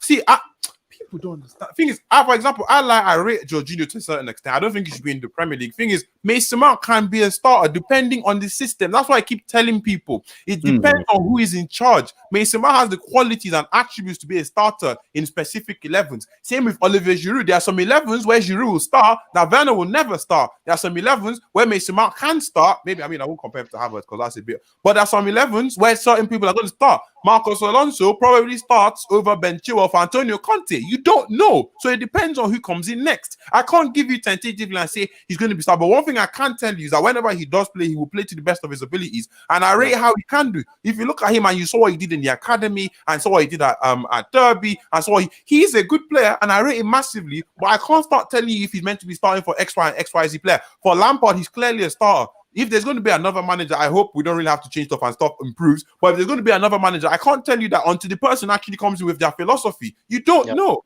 Do you know what I mean? Jorginho was a certain starter for Sarri, but he's not a starter for Lampard. So, like, you can't really... I can't answer that question. Exactly. You know what I mean? Mr. Mount is not in the Eden Hazard or Kante bracket. He's not there yet. Do you know what I mean? You can't say he's going to start in every single team. You can't say that. Not yet. He's I just think it's very easy to target Mount. It's like... Mount's essentially Lampard's project, yeah? It's the same with, like you said, Jorginho under Sarri. People were slating Jorginho for months, even when he wasn't even doing that badly. I remember at the back end of the season, Sarri season, right? He was probably one of our best players towards the end of the season. The abuse that guy was getting, I didn't understand it. But it's just because he was his project. Yeah, it's hypocrisy. And that's one of the reasons why this season I haven't individually blamed one player even once. Because I feel like none of our players are playing to their abilities, to their capabilities. So I'm not going to blame them for being stopgaps. They're being used like stopgaps. They don't really have a plan. When have you seen Lampard has an 11 that haven't changed? He just changes it every week to something else. It doesn't work, and it doesn't work again because he just plays players in wrong positions or gives them too much information that they cannot comprehend. And this goes back to that 10-year thing. In order for you to manage Chelsea Football Club, you should be at least a manager for 10 years experience because you know how to deal with certain situations. And we cannot do that. If you are Lampard in or Lampard out, you have to admit that he's just not there at the moment to be. Can any of us, honestly, I'm going to ask you guys honestly, can any of you see us winning the Premier League in the next 3-4 years with Lampard? No. 3-4 years. Very far into the future, but right now, no. That's a long time. That is a very long time. Do you know what I mean? Right now, no. But like, I can't speculate too far across the line. Because 3-4 years, things could change by then. But I'm saying, based on the 2 years that you have seen of him, us having 43% win rate at the moment, do you see him winning the Premier League under him? No, half our players have regressed. Maybe not in his first term. Yeah, that's what I'm saying. He could come back a much wiser manager. Yeah, you're correct. The thing is, a lot of people, I've not forgotten, they've deleted their tweets, but I don't forget, and I screenshot, you know what I mean? I'll pull them off if I need to. Everybody said, first year comes in, pans up the youth, gets them involved. Next season, you start building on something, and you get everybody together, these players, and then in the third season, we go for the title. I haven't forgotten. Everybody said that. Every single goddamn person said the exact same thing. And I've heard a few people say it's a 4-year plan now, though. Now it's 4 years. Now it's pushing your narrative. First of all, it's 3 seasons. Spread the goalposts a bit wider. Exactly. 3 seasons, but halfway through the second season, it's not going to plan. Oh yeah, we need to give him another season. Well, why? Yeah, it could be a 3-4 year plans as long as he reaches the goals for every one of those seasons. Yeah. But if he refuses if he fails to achieve the goal of each season, the project has to end. Because if you work at any effing job in the planet, right, you're giving goals and you are giving small deadlines through that project in order to see if you're developing properly in that project. And if you're not going to do it at the end of that annual year or whatever, you're going to be judged based on that year. And if you fail, you F off. If you succeed, you go on forward. But that's just how it is. That's how it should be. This is the thing. I would potentially give him that 4th year if it was like Frank Lampard has tried every single avenue. And then it's the case where it's like, okay, this season's wild. We've got plenty of competition, more competition than we expected. And we didn't reach our results, our aim targets as a result of that. Maybe I'd be like, okay, cool. I could understand that. If we'd explored every avenue, if we'd actually played to the best of our abilities, and we generally tried to change things up, but we see the same mistakes on a consistent basis, game in and game out. And when it's stuff that you can't understand, then you can't justify giving him more time as a result for it as well. And that's where the problem is for me. Yeah. No, I echo that. I think it's like, but at the same time, a club like us, we have to look at our standings financially, and we have to meet those financial standards. We cannot just I don't know if you guys know, but like the fact that we didn't have Europa League and we didn't have European League at all in 2016-15, right? What was it? And 16, and when we played Europa League under Sarri, the amount of like decline in our brand, in our revenue, in our position in the UEFA's like standings is immense, and the players we were attracting back then. So the reality is, as a football club, we cannot keep progression because we will never reach that goal that Roman wants for us, which is to be self-sustained at the end of it. And so far, for me, I feel like, okay, we have taken that the wheel back, and we were finally back in the Champions League. But we should never take a step backward, just for us to take 2 steps forward in the future, not knowing if those 2 steps will happen. Because right now, none of us know if Lampard will work. But if we look at his overall 2-year span, right, and we look at it from objective statistic point of view, we are massively, massively underachieving. And we have to take that into consideration without feeling, you know what I mean? I hear that. Well, we were going on for an hour. We still haven't even started player ratings, which is absolutely mad. So just give them all 3s and 4 and Mount 6. That's it. What was that? The manager job isn't easy, especially managing Chelsea Football Club. A lot of pressure. We need to give Frank time. Once again, I understand because Lampard took a job that nobody was going to take. I know we've heard this. We understand. He loves us. We know. I know. But it's still the Chelsea job, cause. And now someone would love to take it. You know what I mean? You know what I mean? I know nobody else was going to take it so big. But my problem is that people are not understanding it. The only person who loses, the only person who loses in this entire scenario is Frank Lampard. Do you know why? The club brought him in, and then he's going to be out there. You know what? He signed all the players because he did a good job in revamping that squad. He fixed up the team. I'm going to give that to him. He has that in his bag. But now, look at that. Do you think this is looking good on his CV if things don't pan out correctly? Do you think that wants him to fail? Do you not think that wants him to come back? I actually disagree with you, Dami. You know why? Because why? After 2 years in as a professional coach, he has Chelsea on his resume. Before that, not Watford wouldn't take him. Those guys won't take him. But now, other teams would, small teams would take him. He was never going to go to any big team other than Chelsea after 2 years of management. It was not going to happen. The only reason he got the Chelsea job is because of this. But now he can get now he can get a Crystal Palace job or whatever job where he can develop himself. So I feel that Chelsea being on his resume is not a bad thing because he did have a good first year. The second year is where he declined. People can say about, I mean, someone's just said in the chat here about he needs time, right? Okay, cool. But why is no one mentioning Dean Smith of Aston Villa? They've also bought 5 players in. 4 of them are starting every week. What about Everton as well? They're 3 points below us with 3 games in hand, right? They've got Martinez in, the goalkeeper, Matty Cash at right back. Who else? Bertrand Traore and Ollie Watkins up front. Barkley, when he's fit, will play as well. That's 5 players. They slapped 7 past Liverpool. So this manager needs time, right? So why is no one mentioning Dean Smith then? Why doesn't he need time? Oh, we didn't have the narrative. Lampard, he didn't have a pre-season. Well, neither did any other manager. Find another excuse because that's not going to wash for me. What about Ancelotti as well? The same energy weren't given to Sarri as well when we had the entire World Cup and he only had 5 days before first team squad. Yeah, he didn't even have a preseason at all, man. He didn't have one either. And he actually had a system that he had to implement too. And you remember when both Courtois and Thibaut Courtois and Hazard wanted to leave 1 week before the season started. Yeah, Courtois left us with like 5 days left to go. We were scrambling for a goalkeeper and got bent over by Bilbao for Kepa. And also Hazard was injured for 2 months. Hazard was injured for 2 months. People forget to say that whenever the season was starting out. Yeah, Hazard didn't play for 2 months. The season. No, he had something that he was missing 2 months. No. He came in like the 3rd or 4th game. Like he balled out when he joined us, but he started slow because of injury. You are correct on that. No one's disputing what Lampard did last season, right? I've commended him enough for what he did. Yeah. This season, however, it's just like people. It's just the excuses people are coming up with. I just think it's ridiculous. It's all right. As a Lampard out here, I can if he won his next 2 games here, I would turn around and say, you know what? I'll accept him being given more time. It's just like anyone who wants Lampard in. You can't say yesterday we played well. We did not play well. Yes, we got the 3 points. Cool. Spurs scored. And they know he didn't play Yeah, well. yeah, And they're trying to shove it under the carpet and saying positivity. I'm not going to come out here and start spouting. Do you know what I mean? That's not what we do. That's not what I'm meant to do. That's not how things are supposed to run. Do you know what I mean?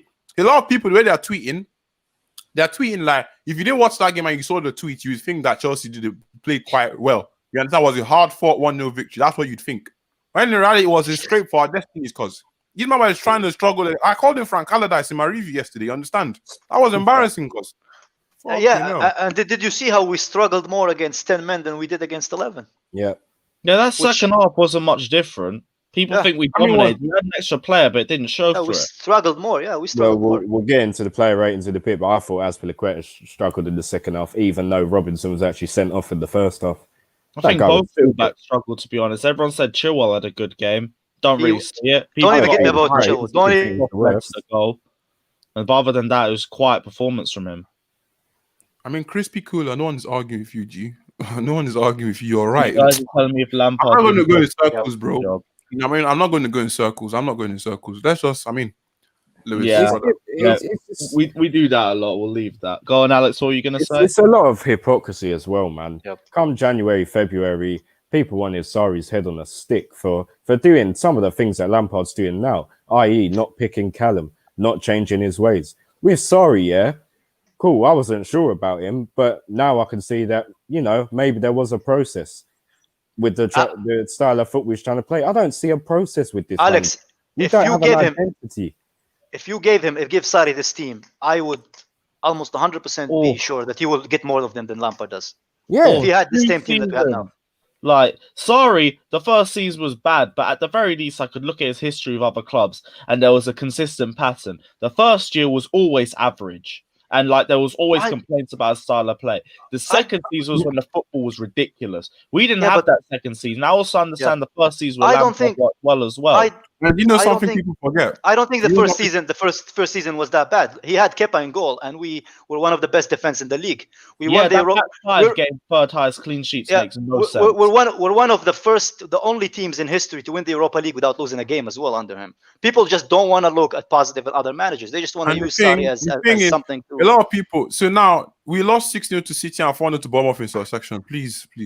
We can go to Arsenal, tell them it's your Europa League goal thing, man. The thing is, the thing is, we didn't say it was flawless because those games were embarrassing. That's the point. We made those points clear. You man are making it sound like we can't do nothing wrong. Arsenal, cause we lost to the worst. I've been alive for 20 years, bro. We lost to Sheffield United 3-0. I know the thing is, fam, I didn't want to talk about Sarri because Sarri is another discussion. Yeah, exactly. Man came in, they had to convert those people from that Conte ball process worshipping rubbish, from defensive blockheaded bastards into actual attacking players. I'm not even going to get into Sarri. Sorry for Lampard is meant to be a quicker transition than Conte to Sarri would ever be, because that's literally two different styles of play. Yeah. Yes, we lost 6-0 to C. Yes, we lost 4-0 to Bournemouth. No one said first season Sarri was flawless. Our away record stank. There were some games where we were absolutely dreadful, but at least it made sense. And it was the same thing that you see whenever Sarri was at any other clubs. First season stunk. Second season would be a lot better. That's why we can't really look at those two results. Because it's a whole overhaul in play style. And people like to talk shit about Sarri. The reason we play well from the back now is due to Sarri. Is what he did.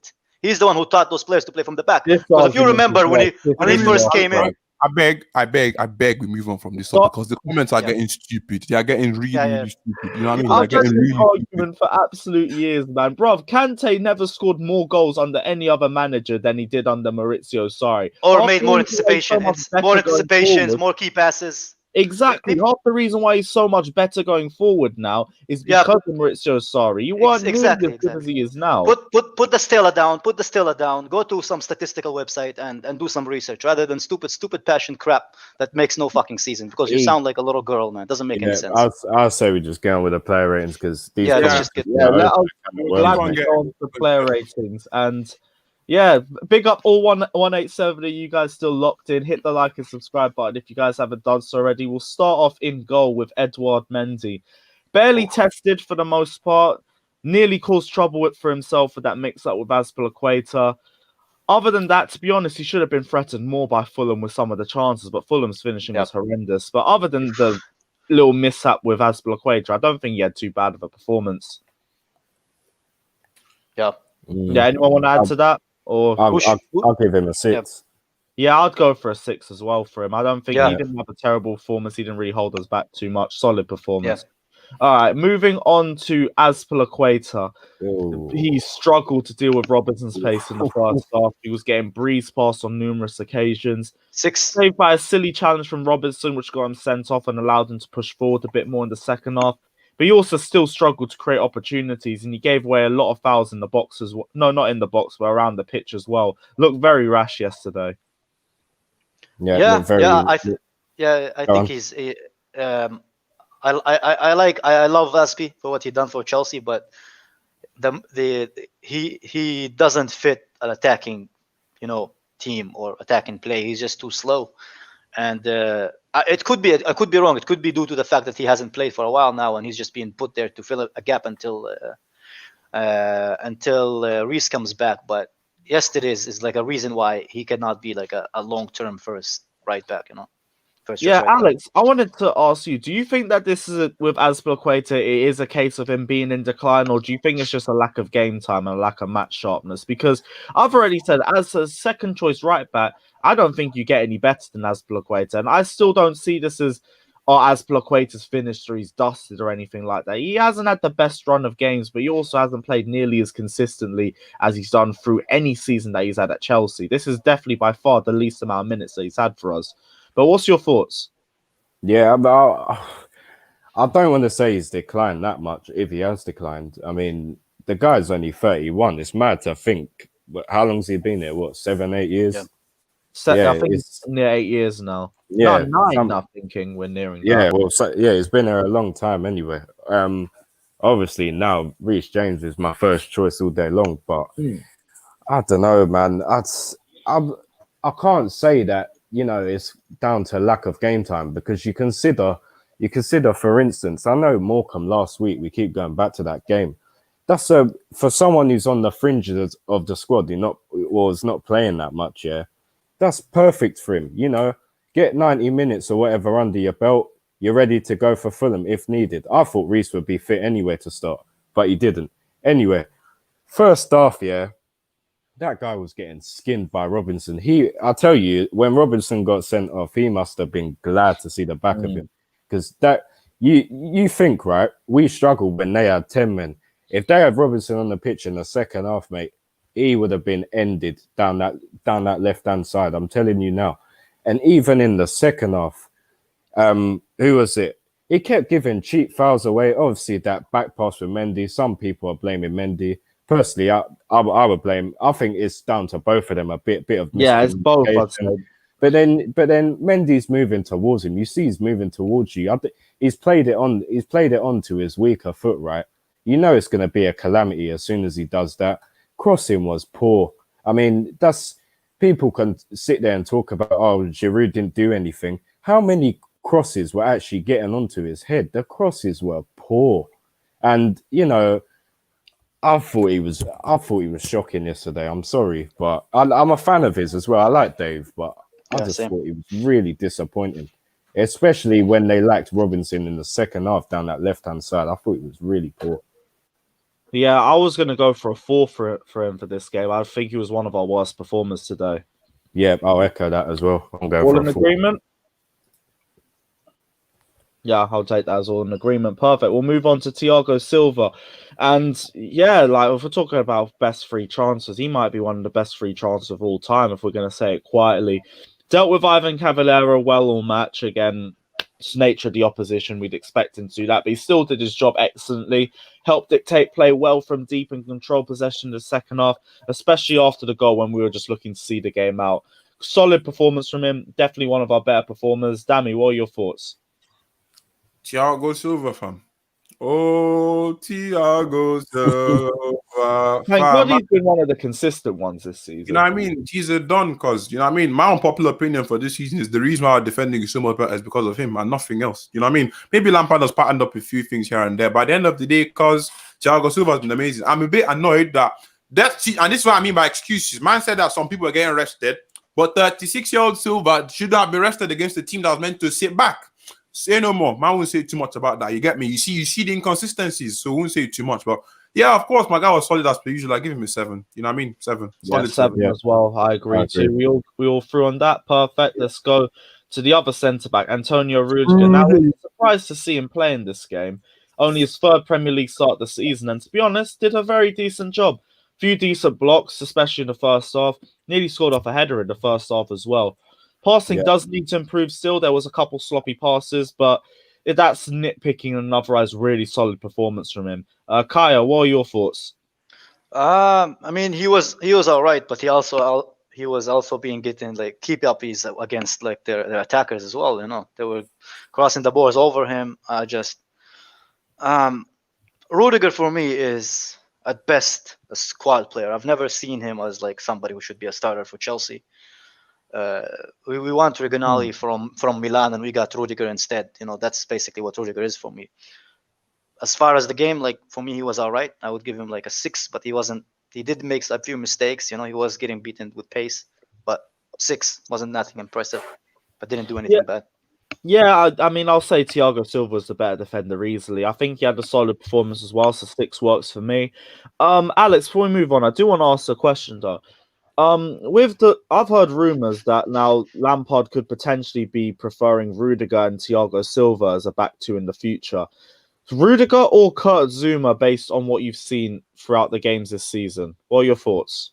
Listen, I'm a Rudiger fan, but based on what I've seen this season, I don't think Zuma's really put a foot wrong. I think the pair of them have been solid, and you know, people can talk about Rudiger not playing. I hear some people saying they want Tomori as 3rd choice or even playing alongside Thiago Silva, but yeah, as a pair, they look a lot more comfortable, I think, anyway. As Dami was saying, Thiago Silva coming in alone just makes our defense at 10 times better. We just read the game a lot better. You think back to United away, is that if he doesn't make that tackle, they're winning the game. It just his experience just brings something else. Just read the game a lot better. Yeah, you're gonna get the occasional individual errors here and there, right? But we just seem to have eradicated them since he's come. Apart from the odd error here and there, but he just makes us look so much more solid. Yeah, spot on, G. Yeah, spot on. Yeah, sorry, I was about to segue on to the next player, then I got something stuck in my throat. But yeah, I'd still go for Kurt Zouma. I think Rudiger has had a very solid season, especially compared to last season, where he was an absolute calamity. But I think what Kurt Zouma offers in terms of his athleticism and his ability aerially, I think that just edges him over Antonio Rudiger. But I'm very interested to see what the back two's like for the next few games, because I've heard Lampard's leaning a bit more to Rudiger over Kurt Zouma, which I don't mind, but like you said, I prefer him much more as a squad player. I don't want to see him starting too many games. I think he's way more rash than Kurt Zouma is. But we'll move on into left back, and we'll talk about Ben Chilwell. Saw a lot of the ball, was basically a left winger for long periods of the game, but was still very quiet until the second half. Basically played as a left winger, we've already said that. Most of the crosses were very inconsistent, though, in my opinion. Thankfully, though, I mean, our consistent use of crosses led to one chance. We looked a lot stronger when Hudson-Odoi came on as well. And one of his crosses got palmed by Areola straight into the path of Mason Mount to get the opening goal. But Alex, what are your thoughts on his performance? We already said it a little bit earlier, but we already know. I don't think it was one of his better performances. I think he was averaged yesterday. It's an interesting one, right? Because some people are saying he had a good game. Some people are saying he wasn't that good. I thought he was okay, but I also didn't think I thought he was a bit underused, to be honest with you. When you consider that, what's his name? Dick Cordova-Reid dropped to right wing back in the second half. I thought they would have used him more, be going at him more. We didn't really seem to use him. We were trying to get the ball into the right-hand side. Azpilicueta trying to cross it in, not really meeting Giroud, not really meeting anyone. Obviously, the cross which Areola flapped resulted in the goal. You know what he can do. It's a minute or two of what he can do, really. Putting in the ball. His crosses weren't as good as they normally are. I mean, I think that's part of the reason why Giroud didn't have the best game. Defensively, I wouldn't really say he was caught out. Not compared to the right hand side, anyway.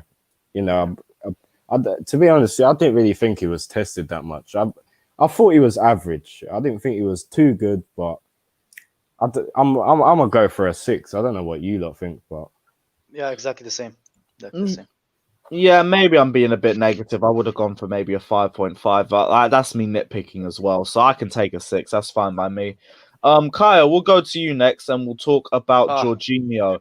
And it's another one where it's like it all depends on your perception of the performance. Look, If you want to say recycle possession, he did a solid job. But if you want to say talk about impact, there was absolutely none. His passing, like I already said, still looks to have regressed, in my opinion. It was just hospital ball and keeping his head down and not noticing players moving forward. Like I already said, struggled to create much impact. I thought his standing tackles looked to have gone down this season as well. And yeah, it just wasn't an inspiring performance from him. I thought he was very slow. He didn't really impact the game as much as we wanted from him. And you were saying Billy Gilmore wanted to start. Coming back on it, I'm just thinking even more, why didn't Billy Gilmore start? But Kyle, chat to me. What are your thoughts? I think this guy is bullied the same way, like in a way that Lampard outers bully Mount. I think it's just because he's Sarri's favorite player, or the player that he looked into to make his system work. Chelsea fans are bullying him, which is, to me, it's insane. Because I don't think he's as bad as people make him to be. For me, I actually focus on watching him because a lot of people complain about him all the time. I don't think he's that bad. I think he was, he did, but he also is one of the few players that actually didn't lose the ball. So for me, I would give him same thing as Chilwell. I don't think Chilwell was better than him this game. I think they're both a 6 or a 5.5, nothing more. I don't think it was that bad. I think people are over. That's interesting, but that's also why I said I wanted to look at it from two different circumstances, because you really can look at it in two different ways. You can think he did absolutely nothing and didn't really impact the game at all, or you can think he never really lost the ball too much. Like, granted, he never really did much in terms of key passes or anything, but we still continued possession whenever he was on the ball. And which is his job, which is what he does well. You know, he just recycles the ball and keep it in our position. He's a position player. That. Yeah. Look, I think Jorginho gets a lot of bullying because relative to that game alone, none of our players were shy. None of our players were that good. So if I'm gonna give him something great, I'm not going to do. I'm just gonna give him an average grade because he was average, just like the majority of our squad. I don't think he was different to Chilwell. Chilwell was average as well. So 6 for 6. I'm a fair guy. I don't do that. I'll give him like, 5, oh yeah, I like this guy. They hate this guy. I don't have I'll give him subjective point of views, man. yeah, I'll give give him more 5. I'll give him 5. 5. All right. For me. All right, we got a couple 6, we got a couple 5s. Let's move on to the next player. Where's the thing? Somebody said negative 10, for God's sake. Mateo Kovacic. Disappointing. Now, he did not look like he's playing to his full potential yet again. Yeah. Poor in the final thirds, average in the middle of the pitch, in my opinion. And it's another one of them games where he just drives forward with the ball and then just does either too much, holds on to possession for too long, or unleashes a dreadful pass, or just doesn't even pass, or misses the player entirely. Like the Werner in the 15-minute run that he missed 3 big chances, but his best chance could have been put on a plate by Mateo Kovacic, and he just ignored the option to do it. Final ball let him down constantly and was very, very frustrating to watch. And it, again, depends on your preference. He might have had a worse game than Jorginho or Chilwell had, in my opinion. Dami, we'll go to you. What's your thoughts? I do want to talk about Kovacic, you know. Once again, thing is... Raw! Kovacic, my boy, you know, Mateo Kovacic, man, coming in looking all good. Same, man, same. But at the end of the day, I've got to keep stuff objective. I've got to keep it real. Yesterday was not it. You know what I mean? Man didn't progress all that well. He wasn't doing all sorts of... He wasn't doing good things on the pitch. He wasn't that useful at the end of the day. If Kai Havertz was on the pitch, we would have had a different outcome, definitely. So for that very reason, I'm going to give him a 4 out of 10. I'm going to agree with most of the chat. Oh, first time I agree today. I like that. I mean, everyone's more or less united on the 4. I was going to go 4 too. Anyone else saying 4 or any difference? Or are we all good?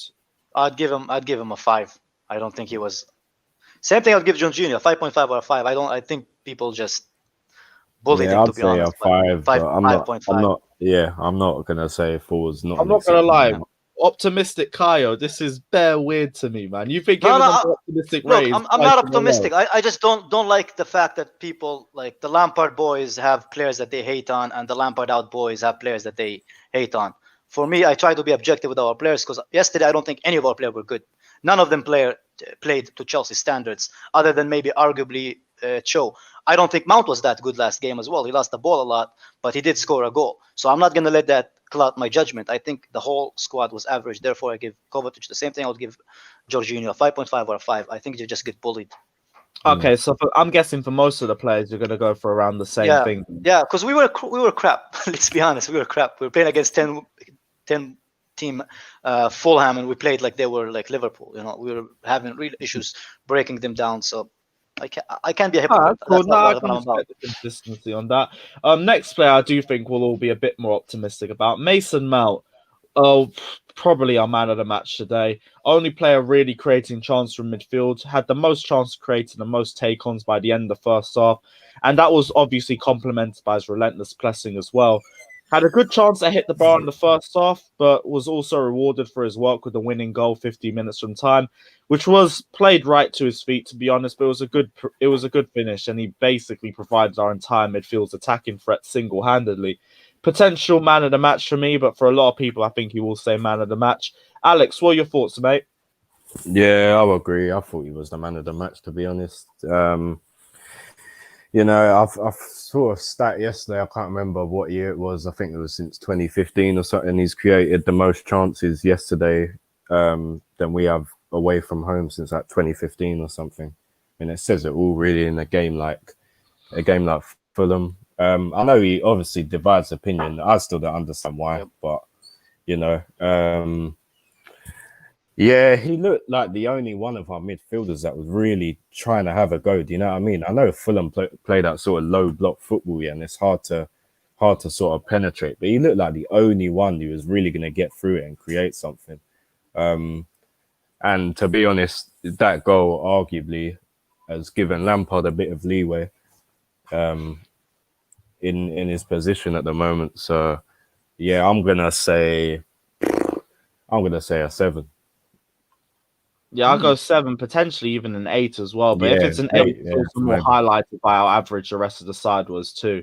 Yeah. I'm going to give him an 8 as well because of obviously my star boy Callum. You know what I mean? So if Mason Mount's man of the match, you can't be having a higher rating than Callum in it. You know what I mean? Yeah, I'm gonna give him a 7.5. But I wasn't really impressed with him, but he did save our asses with the goal. So you have to have like at least 2 points extra for that. You know. He was the best midfielder by none for me, so I have to give him by an absolute mile. But again, the standard was in hell yesterday. Hell, that's what I'm saying. That's why it's not. Moving on to Hakim Ziyech. Oh Lord! He tried spraying inverted crosses and passes to very limited success, but I'll give him credit that I like that he kept trying, he kept his head up, and he didn't start getting frustrated. Even though we were struggling to break down Fulham, I think he had probably one of our best shots in the first half, other than a Mason Mount chance to hit the bar with a good driven shot from range. And a decent link-up play with Olivier Giroud as well. Was starting to get a bit more impact in the game in the second half, but then got subbed off, I think was Hudson-Odoi. And yeah, personally, I'll give him a 6. But Dami, just based off what your reaction was, let me hear what you're saying. Lord Jesus Christ, eh? No. Brother. He was not as good as a lot of people think he was. You know what I'm saying? Exactly. Yes, I give him like 5.5 G. And I think that's because Lampard is limiting massively. That's how I see the whole situation. I think Lampard is limiting that guy massively. So I'm going to give him 5.5 just because. And that's because I like his name, innit? Moroccan wizard. You know what I mean? Our 2 years of propaganda. He is of Amsterdam. The way he plays for Chelsea and the way he plays for Ajax is like we use him only for crosses, man. Which breaks my fucking heart because this guy is so fucking talented, man. I don't know how many times did I clap you today, Dami. I think you had like 4 really, really like similar points that I agree with. But you're spot on, man. We limit that guy to an amount that he's just a crosser, inshallah, kind of merchant, you know. He shouldn't be because his through ball pass and his vision, his one-on-ones is just this guy is just he is the definition of pleasure watching football, man. And we're limiting him to crosses only. Can I want to do 2 comments. One, so Rohit Dalal, he needs to stop with that's his option. Do you understand? And Craig, why do you think I've got an agenda against Mount, fam? I gave him an 8. I gave him the highest cause. You know what I mean? Hey, I yo, gave him we an actually 8. gave Mount credit on this one, G. What are you saying? I'm a Mount fan, bro. I built my career off Mason Mount. I love him, cuz. You can't drag me for Mason Mount. It's not gonna happen, G. If you want to drag me for anyone else, go ahead, but not Mason Mount. I gave him an 8, highest on the panel. All I gotta say. Yeah, Mason Mount was like by far away man of the match. That's like one of the few things we agreed and we were all optimistic on. But everyone, check out Craigo28 Football, Craigo28 Sports if you guys haven't checked out already. Let's move on to Christian Pulisic, and he really struggled today. Barely any impact. Pressed out the game well by Fulham. To be honest, I'll give Fulham credit. They handled Christian Pulisic really well as well. It's very 50-50 on that. But he was forced to drop deeper to try and create his own chances, and it was a very quiet performance from him today. I'm personally going to give him a 5 maybe, and that's me being generous. But Alex, what are your thoughts? I was really disappointed, man. I mean, first half he was anonymous. Like, I just expected a lot more. I know he hasn't been the Pulisic we know of lately, which is another reason why I would have started Callum. But having said that, even second half, I mean, the only real impact he had, I think there was that chance he just missed at the far post. On another day, maybe he's getting onto that. I don't know, but I just thought overall, man, like you said, didn't have any impact on the game whatsoever. Just didn't create anything. I wouldn't even give him a 5, mate. I'll give him a 4, 4.5. 4.5, yeah. I agree with you, G. Yeah, I mean, his performance really didn't show anything. So if you do want to drop it, I don't even mind dropping it. We can go 4.5 for him. I don't think we're going to get much better here either. Olivier Giroud, another one who had a really quiet performance. Nearly scored a worldie in the first half. That would have been another one for the massive comp that he's probably going to have when he retires. Other than that, struggled to make much influence. Was handled well by the defense as well. Had a big chance go wide in the second half, but again, that one was offside as well, so we can't even really look at it too much. But it was another quiet performance as well. 4.5, 5. Kaya, what's your thoughts? I thought he played like Arsenal's Giroud, man. We got Arsenal's Giroud now for that game, man. He's just, if he didn't get the ball, he was nowhere. He didn't even make the good runs. His runs were late. He looked like he's just tired, man. I like Giroud, but Giroud is not the answer for going forward as a striker for Chelsea beyond the season, man. I like him, but he's at the end of the day. This highlights Giroud for me in general, man. I just think that he has an on and off like form. You know what I mean? Good thing we have two other strikers at the same time. So, but I'll give him a 5 because I was really disappointed with him. Yeah, 4.5, 5. That's fine by me. We'll move on to the substitutes now. Let's start off with. Look how happy did. Hey, come on, G. Yeah, let's go straight to Callum Hudson-Odoi. Callum's life matters. Free Callum. My face, cause pull that picture away, come. Pull it away, remove it, fam. Look at my boy Callum, innit? See my guy looking all good with the freshman that you understand. Oi, fam. This man, yeah. The disrespect on his name is ridiculous. It is absolutely ridiculous. Lampard and his meritocracy crap can get in the bin. You understand? I can get straight into the bin. Because this brother, if you don't start against Leicester, I'm coming to Stamford with pitchforks. You know what I mean? Pitchforks, fam. Yeah, I'll be with you. This man, the only reason I can't rate him higher than Mason Mount is simply because my guy came on so late. But he came on, I was swapping up the game. See them crosses and passes, fam. He's not a mess about player. Give him a chance. Give him a chance. If it was based on that last 15 minutes, you give him a 9, cause you give him a 9 or a 10. What are you saying? Fam, look how creative we were in the last 15 minutes as soon as he came on. Exactly. That pass he played, right? Not the one to Chilwell for the goal, right? That pass he played across the pitch. One to Werner. Yeah, that is one of the best passes I've seen all season. Ridiculous. And if he doesn't start against Leicester, right? I myself will demand the steward's inquiry because there's no reason as to why he should not be starting.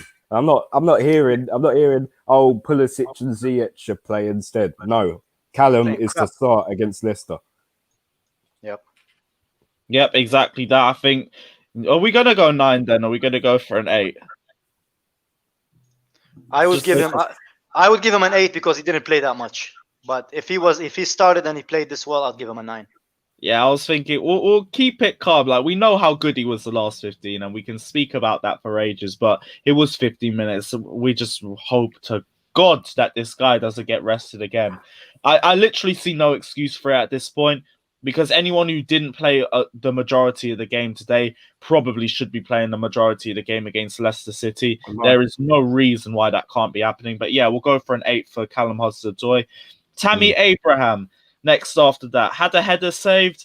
There was one opportunity as well where I think his touch let him down. Other than that, didn't really see too much of him in the last 15 minutes. Came on when we were switching to a 4-4-2, which, I mean, helped us out in terms of it made us a bit more creative going forward, because we had Mason Mount come a bit forward as well. But as his own impact on the game, not really too much to say. I'd give that another 5. Yeah, I think he was one of his worst games this season, if I'm honest. That header, when he literally on a plate for him, and he headed it directly to the keeper, man, just killed my joy completely for that night, man. That's just how bad it was. I'll give him a 5. Yeah, I think. Yeah, I go slap bang in the middle with a 5. Shit, Callum should have come on when he came on. Yeah, he should have been on earlier, to be honest. Yeah, well, exactly. Callum should have been the first player to come on, but 3 points, so we'll leave it there. Yeah, it is what it is. We'll move on to the final player, and this is just going to be a big discussion topic in itself. Timo Werner, 2-3 big chances missed during the game. I mean, the one where he was literally one-on-one, it was like Morata versus Arsenal-esque, and I'm just sitting there, and I'm starting to run out of questions and excuses to try and keep backing this guy up. Obviously, I still believe in Timo Werner. I'm not saying he's washed or anything 6 months into his start at Chelsea. I do think there is a massive confidence issue with this player right now. But same way, it's getting harder and harder to defend some of these misses. Some of these, for a £48 million striker, the second highest goal involvements in the entirety of Europe last season, he really does need to be doing better. And is it a case of confidence, or are we looking at something deeper, guys? What's your thoughts? Confidence and tactics, those two things play a big part. Yep. Massive part. Go on. Confidence and tactics. That's all I have to say, really. Because the thing is, if we get into Werner, like, we could literally be here. Literally, I was on stream with Lee Gunner, and the name of the stream was Finding Timo episode 14. We can go into Werner as much as we want, but we all know the reality of the situation. Do you know what I mean? I'm not going to drag him too much more than that. Like, I'm going to allow him to do his thing.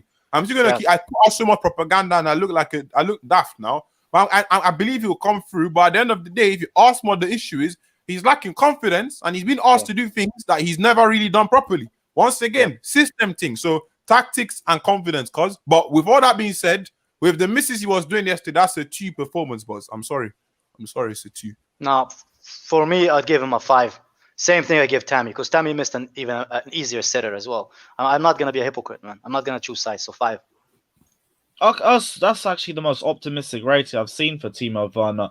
The one thing I will say, and we always say about him, his movement and his ability to create his own chances is ridiculous. The final thing really is just getting the ball in the back of the net, but it is getting to a point where some of these misses are getting absolutely ridiculous. Like, I don't know if you've seen the thing going around on Twitter. You type in Werner miss against, and like 4 separate clubs are popping up at this point. They're all from this season. And the one thing I will get, confidence is absolutely shot, but the one thing he seriously needs to improve on is his conversion rate. That's probably the toughest part of his assimilation from Bundesliga into Premier League, because Bundesliga, he can get as many chances as he wants. Eventually, 1 or 2 of them is going to go in the back of the net. He needs to start being more of a killer. He needs to start being more clinical. He needs to start taking his chances when they come, because in the Premier League, you're not going to get consistent chances. You're not going to get chances churned time after time after time again to keep missing. Eventually, you're only going to get a couple per game, a lot less than you usually get per game in the Bundesliga, and you need to do better with the chances when they come. Yeah, completely agree. And obviously, we knew before he came that he missed chances, right? That's nothing new to us. But, we're sitting here talking about, is it lack of confidence or whatever? Yeah, maybe the tactics play a role in that. But then you look at the amount of chances he's actually been given by Lampard. Like, we were sitting here talking earlier about how Mount is still guaranteed to play the next game if he doesn't put in a good shift, right? I know Werner obviously didn't start yesterday, but there was a period of games, right, when he was starting starting game after game after game, and the guy just wasn't performing. So, to be fair, people can say, you know, Lampard showed his confidence with the tactics, but then flip that the other way, you can also say he's done his bit because he's been given ample chance, man. And the chances he's missing, just even yesterday, the fact he had 2 or 3 chances when he came on, right? It's not even getting into the positions, because we know he can do that, right? That's what people criticize Tammy for not being able to do. And that's why people are less forgiving of Werner, because although Tammy's goal record isn't that bad, you know, that's one criticism of him. He does miss some easy chances. It doesn't get into the positions we want him to get into. Werner gets into the positions, he just doesn't finish. And that's the problem. I don't know what the problem is, to tell you the truth. I thought maybe that goal against Morecambe would perhaps give him a little booster, but he didn't even start the game, so I don't know. 50 minutes, yeah. Come in 15 minutes in the end, yeah. No, it's really hard to try and solve this problem. I do think it is just a case of time. It's a question of also how much time he has right now. The one good thing about our depth, or if you want to say depth, is that we can actually rotate players and we can actually put this guy on the bench for a period. But with him having the second most minutes in the league behind Mason Mount, I think it's already a given that he's going to start against Leicester. I do think it's going to be Tammy, Timo, and I hope and beg Hudson. No. I do hope. No, Werner on the wing, man. It's like playing with 10 you men. know what's going to happen. You know it's going to happen. Well, then he should be sacked then. Talk about the lineup we want, or the lineup we know Lampard is going to pick. And we know it's going to be Tammy, and you know that means Werner's going to start on the wing next to him, because they do link up better than with Olivier Giroud and Timo Werner, if we're being honest. And then it leaves one other spot on the wing. Pulisic played the full 90. Hakim Ziyech came off, so if it's not Hudson-Odoi, it is Ziyech. But that's another question itself if Hudson-Odoi misses another match. Lewis, remember I said to you in the last game, against Morecambe, he bought Pulisic and Werner off first. So I already knew those two would be starting against Fulham. You know already before the lineup's even announced, right? It wouldn't surprise me, if he didn't start against Leicester and then was given the full 90 against Luton. Do you know what I mean? Why are we saving him for an FA Cup tie against Luton? Oh, yeah. No, don't put that thought in my head, because now you're actually giving me a reason for why I'd probably do that, which is even worse. Lewis, we're past this stage of being optimistic about will he start, won't he start? The guy can't even start when we've got injuries. The guy can't even start when, you know, two of the front three playing aren't in form. I mean, he says yesterday in his press conference about... I was so close to playing him. He said yesterday in his press conference after the game about how someone needs to occasionally sit out when you've got 3 people playing up top that are doing well. Well, they're not all doing well, are they? And he will get many, many more minutes. Well, where are these minutes going to come from? He can't get a game against Fulham, right? He gets what, 16, 17 minutes? The guy, I think I saw a stat yesterday, we've scored 4 goals in our last 4 Premier League games, He's been directly involved in two of those goals, and he's only started 1 out of those 4 games. If that's not a reason in itself to start him, then I don't know what is. Yeah. Can I add to that? And also, like, if you watch, like, there's a stats of him and Havertz every time they play together.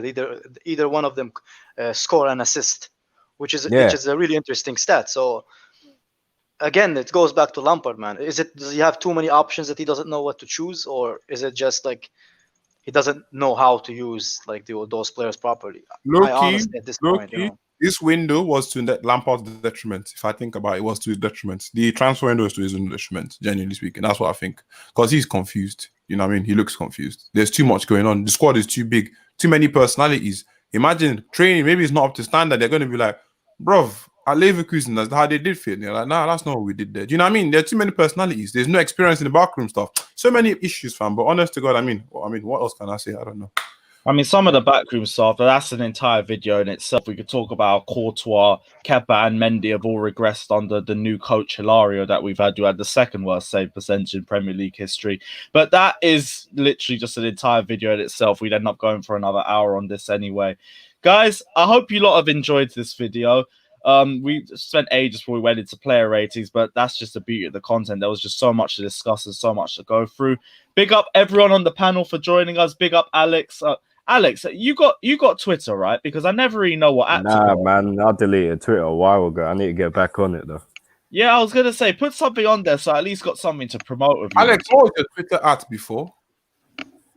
I haven't had it for a year. I think it was just I can't even remember my name to tell you the truth. But yeah.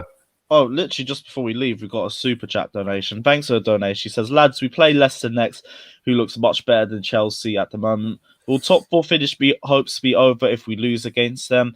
Lampard's out then. I don't think he'll be over, but it'll be yet another massive setback that we don't need and yet another team above us that we haven't beaten. It definitely won't be finished, but it's going to be another nail in Frank Lampard's back. Will it be Lampard out then? I mean, we said Fulham could potentially be the job where he loses his job. Yeah. I think Leicester comes with the same force as well. If anything is worse, because they're a top four contender at this point. Yep. So you can look at it both ways. It does also defend on performance as well, but we do have to get the 3 points. Does anyone want to add on that too? It's a 6-pointer. It's potentially like a top four opponent, you know, so we have to win. If they beat us, they will go 9 points above us, which is I don't want the manager here anyway. But what I will say is, I said before the game yesterday that our next 3 games were Fulham, Leicester, and I think it's Wolves, right? If we don't pick, I said, although I want him out, I'll give him a bit of leeway. If he doesn't pick up at least 4 points out of those 3 games, there's no defending him. He's out of a job. No, 4 is too kind, man. I think he needs to go that's what I'm saying. 7.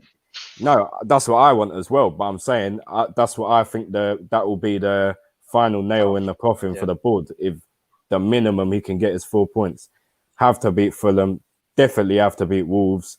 Will we beat Leicester? I don't think so, but we'll see. I reckon we'll be lucky to get a draw, but who knows? Yeah, definitely. It's away as well. They're not bad away, you know. Oh, they're not bad at home. They're not bad at home. Their home record's a bit iffy. Ain't they lost 5 home games? Yeah, I don't think their home record's great, to be fair. Yeah. That's something we could capitalize on. Also, I think Vardy might be out of the game as well, so that's another positive for us. Obviously, not the injury, but the player being out before you not clip it. But didn't he play today?